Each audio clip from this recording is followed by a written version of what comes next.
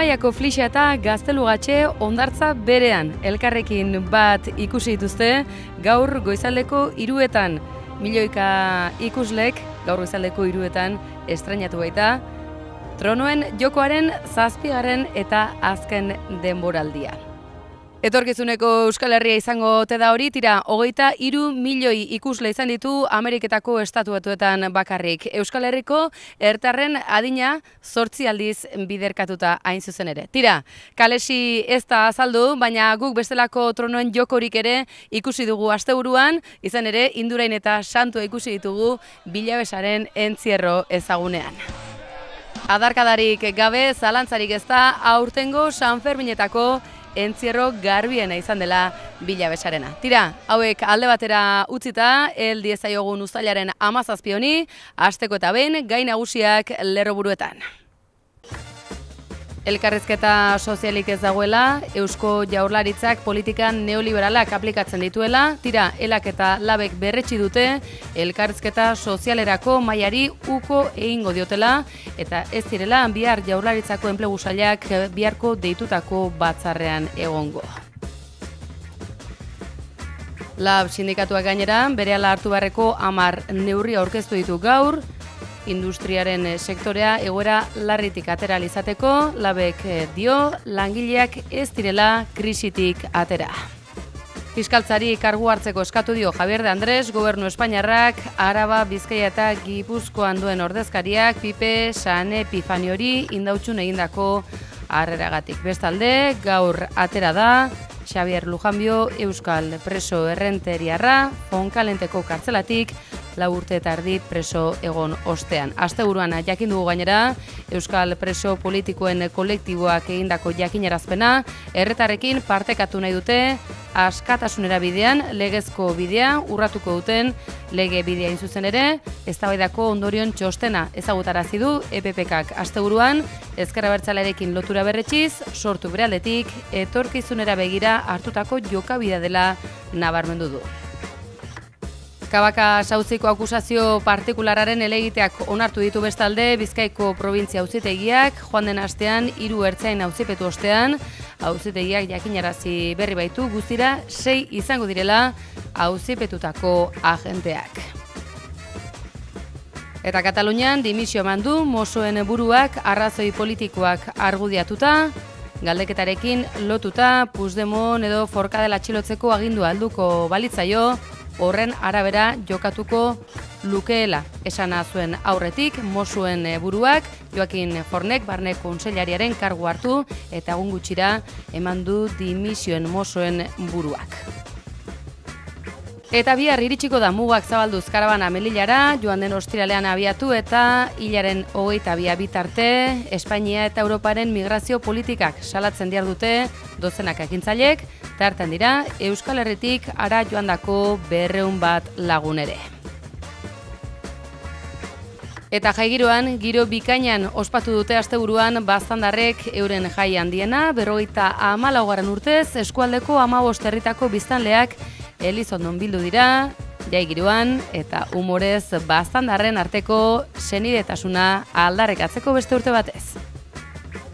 Eguraldiari dagokionean gaur ere temperatura altuak, eguzkitsu, maparen ia osoa, hala eta guztiz ere, ostarteak eta lainoak tartekatzen joango dira, temperatura altuen ondorioz ekaitz arriskua izango dugulako.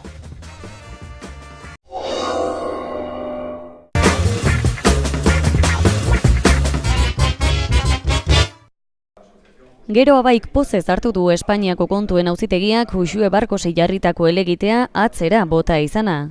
Koldo Martínez bozeramaileak eta Unai Ugalde parlamentariak emandako prentsa agerraldian Barkosen kontrako jazarpena salatu dute.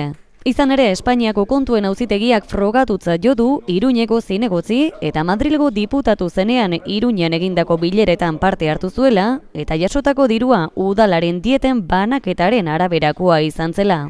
Madrilen zela Iruñean egindako bilerengatik 208.000 euro kobratu izana leporatzen zion zehazki Barkosi Justitia et Veritas izeneko elkarteak. Barkosek eta Gero Abaik gezurtatu izan dute hasieratik halakorik eta auzitegiek arrazoi eman diete orain.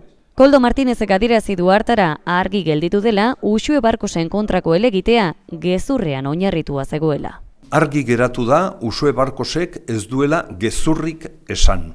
Uxue Barkosek dieta hauek justifikatzeko udalak exigitzen zizkion dokumentu guztiak bete eta sinatu egin zituela, legeak eta alkateen aginduek exigitzen zioten bezala.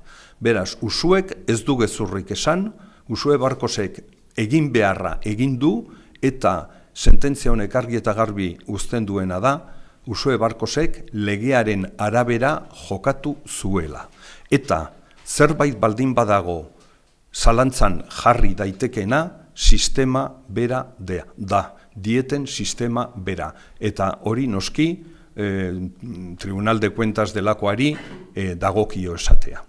Epaiarekin auzitegiak helegitea atzera bota duen arren, Koldo Martinezek salatu du UPNek txio batzuen bidez agerian utzi duela honek aintzinera segituko duela. Lotsagarria da 4 urte hauetan gertatutakoa. Uxue Barkos persegitu egin dute, teorikoki elkarte bat, Justizia et Veritas deitzen den elkarte batek, baina horren atzean argi eta garbi dago UPN zegoen. Hau baieztatzen dut, Carlos Salvadorren tuitak txioak ikusi ondoren, non epaia jakin ondoren argi eta garbi eta berehala esan zuen Carlos Salvadorrek, lehendabiziko partea besterik etzela hau eta jarraitu egingo zutela. Lotsagarria da, aldaketaren gobernuaren 2 urte hauen ondoren, oposizioak akusazio faltsuak besterik ez izatea. Hori baldin bada egiten ari diren, egin nahi duten, egingo duten eta egiterik daukaten oposizioa, pena handiz diot, Nafarroak ez duela olako oposiziorik merezi. Akusazio faltsua 5 minututan zabaldu daiteken arren, auzitegiek arrazoi ematea denbora luzeko kontua dela salatuz bukatu du hartu emana Koldo Martinezek.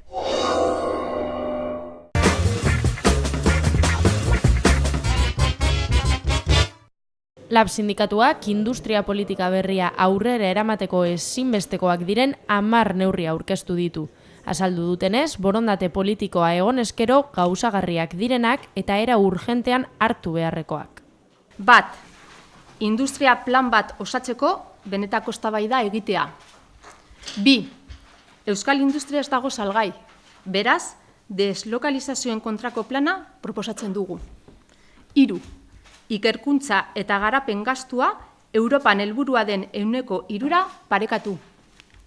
4. Bultzada publikoa sektore estrategikoetan. 5. Enpresa itxieren kontrako babes neurriak. 6. Belanaudien arteko jakintza transmisiorako errelebu kontratuaren bultzada. 7. Enpresen demokratizazioa. 8. Negoziazio kolektiborako eskubidearen bermea. 9. Hezkuntzan sortzen den ezagutza ez galtzeko neurriak. Eta 10. Industrian emakumeen ekarpena bermatzeko plana. EAJ eta PPren arteko akordio ekonomikoak kritikatu eta industriaren egoera onaren inguruan Arantxa Tapia sailburuak egindako adierazpenak gezurtatu dituzte. Eusko Jaurlaritzarentzat industriaren egoera ona dela esaten dunean, esan nahi duna da, enpresari batzuen, lobia enpresarialen egoera ona dela. Eta egia da, enpresari horiek krisitik atera dira. Langileak ez dira inolaz ere krisitik atera.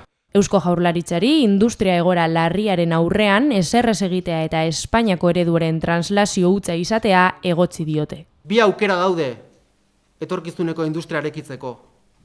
Edo prekarietatean, murrizketetan eta kostu murrizketan lehiatu, edo inbertsioan, kualifikazioan, pertsonengan lehiatu. Eta oso garbi, Eusko Jaurlaritzak lehenengoaren aldeko hautua egina dauka.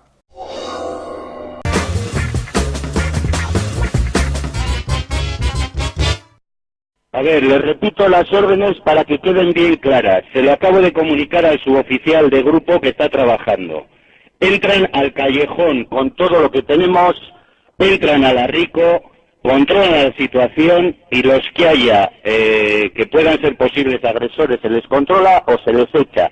Cabacas auzian akusazioak aurkeztutako helegiteak onartu ditu Bizkaiko probintzia auzitegiak, eta pasaden astean auzipetutako 3 ertzainez gain, beste 3 ere auzipetzea erabaki du. Akusazio partikularrak 4 urteko espetxe zigorra eskatua du lehendik auzipetuta zeuden ertzainen aurka. Zuhurtziagabekeria larriko giza hilketa egozten diete.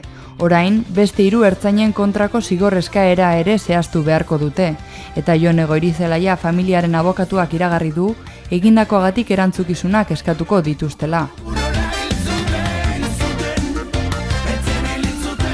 Erabakiak bestelako erreakzioa eragin du ertzaintzaren sindikatuen artean. Hauek babesa adierazi diete auzipetuei, eta ulergarritzat jo dute familiaren jarrera.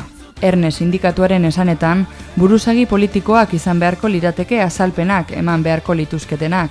Izan ere, ertzainek aginduak bete baino ez zituztela egin nabarmendu dute. 2012ko apirilaren 5ean, larri zauriturik suertatu zen Inigo Cabacas. Ertzainek jaurtitako pilota batek buruan jota. Handik 5 egunera hil egin zen. Instrukzio fase luze baten ondoren, joan den apirilean epaiketa hasteko izapideak hasi zituen Ana Torres epaileak. Datorren urte hasieran egingo da Cabacas auziko epaiketa.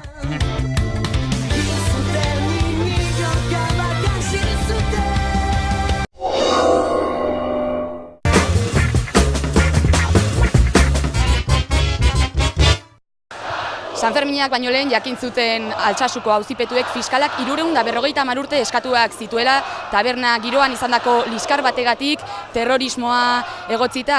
Gaur Sanferminen amaieran hemen bildu dira Gaztelu plazan 100 eta 100 lagun elkartasun mezu hori 4 haizetara zabaltzeko.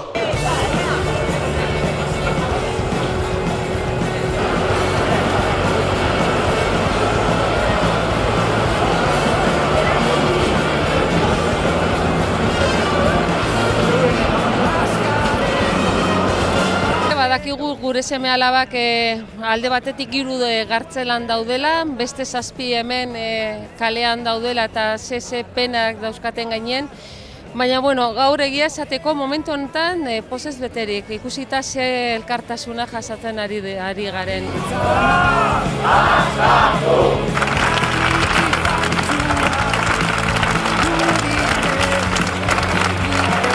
Gaurkoan berriro ere, injustizia hau, bidegabekeria hau salatzeko hainbeste jende, milaka persona elkartu izanak, zerbait adierazten duela, ezta? Egoera hau erabat, astakeria badela 3 gazte, 9 hilabetetan kartzelan egotea, erabat injustoa dela. Berriki ezagutu dugun eskaera fiskal hori, eta azken batean jendarteak ere erantzuna ematen duela horrelako egoera baten aurrean.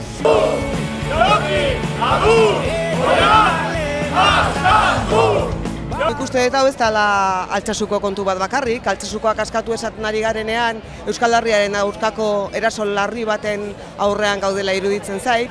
Iruditzen zait gainera Nafarroan gauzatzen ari den aldaketak zerresan handia duela proportzioz kanpoko egoera honen aurrean, aldaketa ez duela Espainiako estatuak nahi, estatu arrazoia dela Altsasu, eta estatu arrazoia direla Euskal Herrian gertatzen diren hainbat eta hainbat gauza, eta horrekin konturatuta gaudenak, ona etorri gara gaur Altsasukoak aske esatera, Nafarroa utzi bakean esatera, eta Euskal Herria utzi bakean esatera.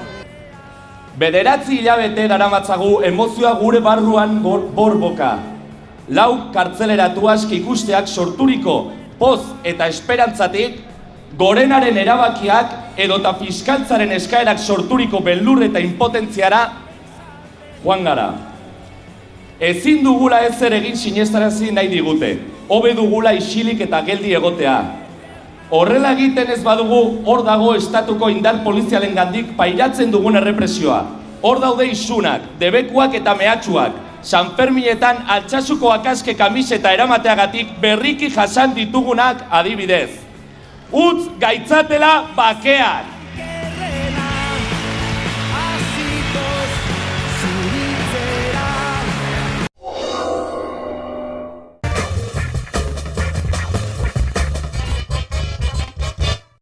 Azkeneko urte erdian barne hausnarketan egon ondoren, Euskal Preso Politikoen kolektiboak ildoa berritu du eta beste saio bat egitera doa askatasuna eskuratzeko.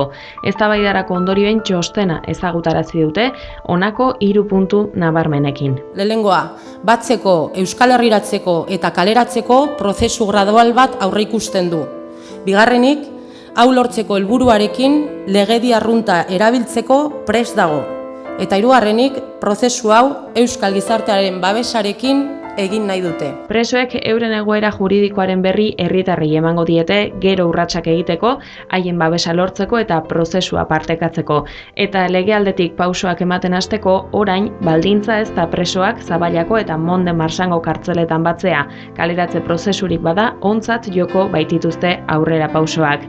Orain kolektiboko zuzendaritza berriak taxutuko du aurrera begirako ildo praktikoa. Presoek urri amaiera arteko epea dute, 8 laguneko zuzendaritza horren osaera bozkatzeko.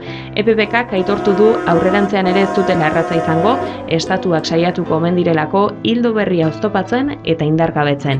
Jakitun da, estatuak kolektibo bera erabiliko duela ezker abertzalearen posizioa ahultzeko eta prozesu independentista oztopatzeko. Orduan saiakera hauen aurrean kohesioa eta herriarenganako lotura eskatzen ditu. Baina gatazkaren ondorioak gainditzeaz gain prozesu independentista elikatu nahi dute. Horregatik egin dute barne eztabaida, 87,2ko parte hartzearekin eta parte hartu dutenetatik 173 pasatxo azaldu dira zuzendaritzak proposatutako oinarrizko txostenaren alde. Halaber, ondorioen txostenean bada politikoki garrantzia duen esaldi bat, EPPKaren binkulazio politiko zuzena ezker abertzalearekin izango dela. Ikusi beharko da Espainiako gobernuak nola interpretatzen duen hori, Madrilek beti igona izaten baitu koska eta esaten baitu ez duela espetxe politika aldatuko eta desegin artean. Basortuk argi utzi du presoei ezin zaiela damurik eskatu. Eta justizia eta askatasunaren alde beraien esku dagoen guztia egingo dute, baina inork ez diezaiela eskatu beraien suizidio politikoa. Eta gerra posizioetan segitzeko, ez? Hain justu, EPPKaren eztabaidari etorkizunera begirako ikuspegia izatea aitortu dio Sortuk eta kolektiboak egin duen eran gatazkan inplikatutako gainerakoei ere urratsa egiteko eskatu die. Gatazka honetan parte hartu duten eragile guztiei dei egiten diegu kolektiboak egin duen bezalaxe beraien posizioak mugi ditzaten.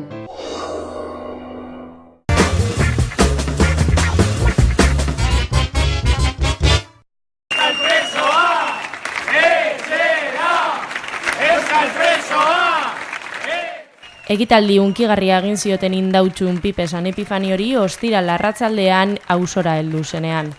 Zornotzako herritarrek ere harrera egin zioten 23 urte Espainiar estatuko kartzela ezberdinetan preso izandako lagunari. Eta nik une honetan eskertu nahi dizuet egiten duzuen lana, egiten duzuen borroka, zuei esker gu gara, zuei gabe espetxealdia askoz gogorragoa izango litzateke, eta benetan, zuen borroka, zuen lana, da gure indarra eta gure arnasa.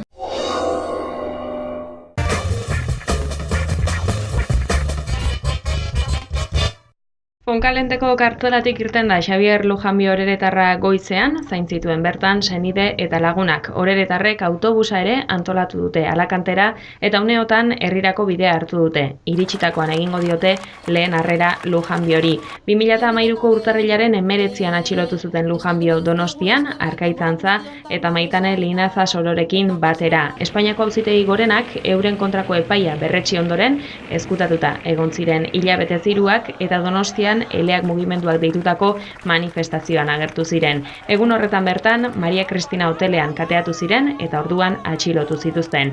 2008ko apirilean eman zuen Fernando Granden Barlaska, Espainiako Auzitegi Nazionaleko epaileak, Oarsoaldeko 22 gazte atxilotzeko agindua segiko kide izatea leporatuta. Lujanbiori 6 urte eta erdiko zigorra ezarri zioten eta gainontzekoei 6 urtekoa. Hura zen, auzi horregatik espetxean geratzen zen bakarra.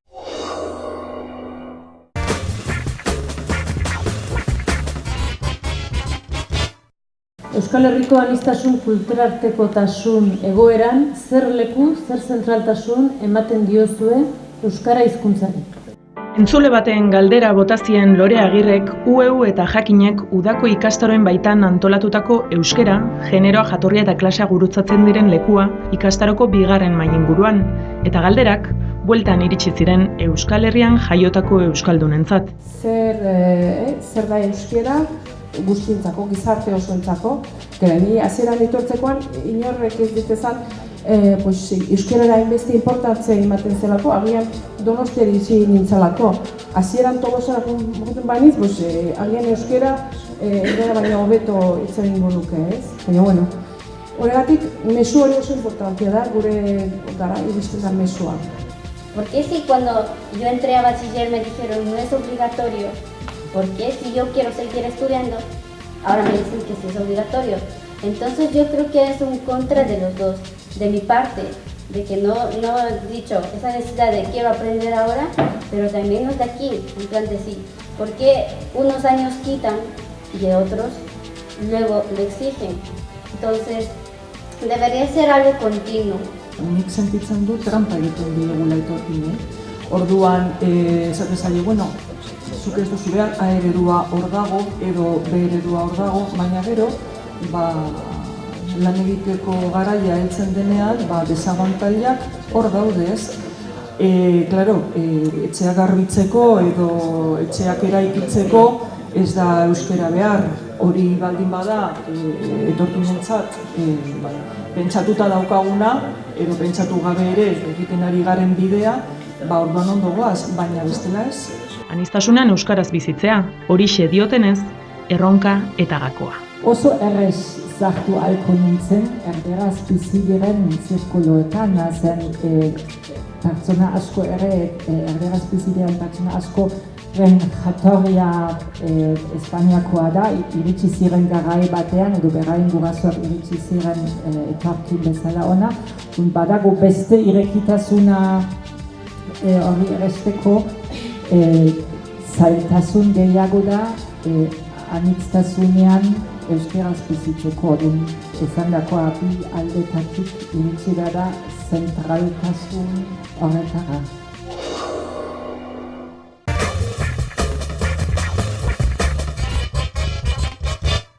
Bigarren urtez Europako mugara eramango dute migrazio politiken aurkako salaketa dozenaka lagunek. Joan den ostiraletik Melillarako bidea egiten ari dira, hainbat elkarte, Espainiako gobernuaren eta Europako Batasunaren migrazio politikek egoera onartezinak eragin dituztela salatzeko.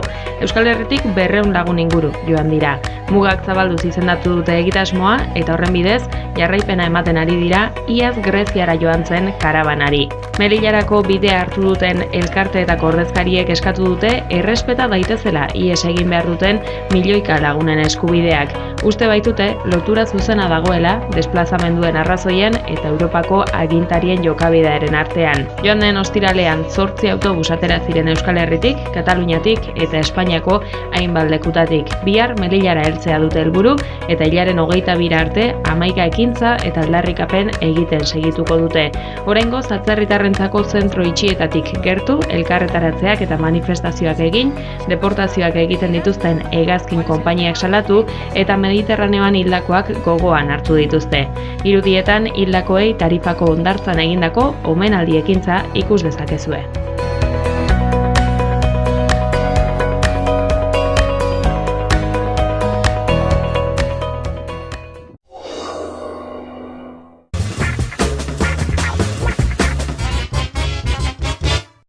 And the Wimbledon champion of 2017, Garbiñe Muguruza. Garbiñe Muguruzak zerua ukitu zuen Wimbledonen. Partida aparta jokatuta, 7 eta 5 eta 6 eta 8 gaiendu zitzaion Venus Williamsi Londreseko torneo entzutetsuaren finalean. Lehenengo seta oso parekatua joan zen. Bana, bina, iruna eta launakoaren ostean, Williamsek irabazteko 2 aukera izan zituen 4 eta 5koarekin. Baina 15 eta 40koari bueltaman eta partidaren norabidea aldatzea lortu zuen Muguruzak. Hurrengo jokoan, sakea utzi zion Williamsi eta 6 eta 5koarekin ez zuen hutsik egin bere sakearekin. Ederki sufrituta 7 eta 5koarekin eskuratu zuen lehen seta Muguruzak. Bigarrenean, hasieratik nagusitu zen euskal jatorriko tenislaria. Lehen txandan, sakea utzi zion Williamsi eta jokoak bata bestearen atzetik irabazi zituen ondoren. Erakustaldia eginda, astindu latza eman eta utxean utzi zuen estatubatuarra. Garaipen honekin, tenisaren historian izkilarriz idatzi du bere izena Garbiñe Muguruzak. Londresko torneoa irabazten duen lehen aldia baita eta bere ibilbideko bigarren Grand Slama. 2006an Roland Garroseko txapelduna izan zen. Venus Williamsek 9. finala zuen Wimbledonen eta txapelketa 6. aldiz irabazteko aukera zuen 37 urteko tenislari veteranoak. Larunbateko garaipenari esker, VTA zirkuituko 5. posturaino igo da Muguruza. Eta gizonezkoetan, 36 urte betetzeko zorian, 8. aldiz irabazi du Wimbledon Roger Federer suitzarrak. 6-3, 6-1 eta 6-4 gaindu zitzaion Marin Cilici eta era honetara historian Wimbledon gehien irabazi duen tenislaria da Federer. Eta torneo hau irabazten zarrena ere bai. 8 Wimbledon eta guztira 19 Grand Slam eskuratu ditu suitzarrak bere bilbidean. Aurtengo Australiako irekia eta Wimbledon irabazita ATP zirkuituko 3. postura igo da Federer.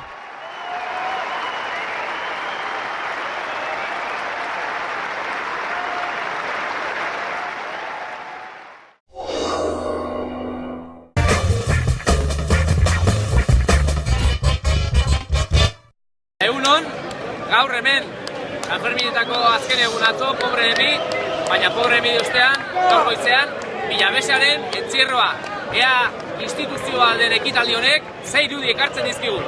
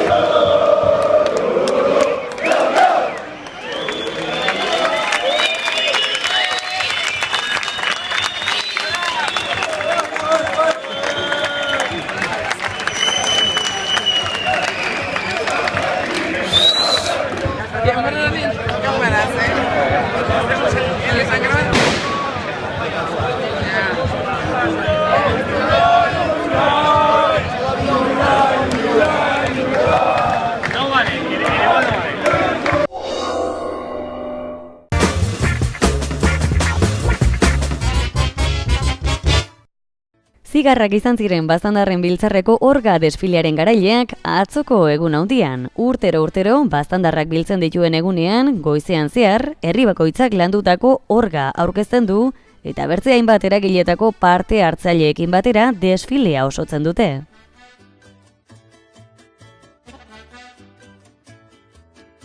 Atzokoan orgen artean Maitena zinea izan bazen ere garaile, errandaileke bertze urte batez giro eta umore ona gailendu zela Elizondoko kaletan egun guzian zehar.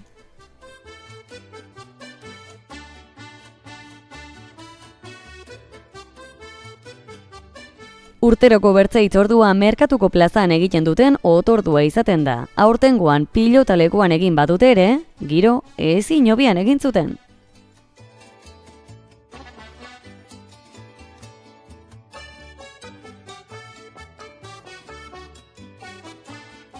Hainbat parte hartzaile bildu ziren bertan eta ondotik musika giroan eman zioten amaiera Baztandarren biltzarraren 54. edizioari. baztanen bertze behin, eskuaran barra lelopean, baztandaren arteko senidetasuna aldarrikatu zuten.